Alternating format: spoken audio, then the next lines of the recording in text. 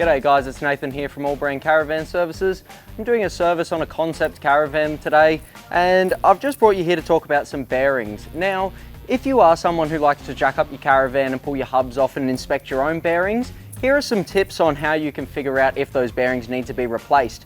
Now, they can become discolored insofar as you'll see little tinges of blue, sometimes orange. That's pretty much burn marks on the rollers of your bearings, and it can also show up anywhere, in fact. If you do see any discoloration on your bearings, then they do need to be replaced. You want to get that done as fast as possible with some fresh grease, just like I'm doing here. Now, if you take a closer look, you'll be able to see that this one is a nice shiny look, and it doesn't actually have any discoloration on it whatsoever. Now, when we also do a service here at AllBrand, we will completely clean out the hubs completely, put some fresh grease in there. We actually clean these ones out with kerosene because that is what makes the grease fall apart easily.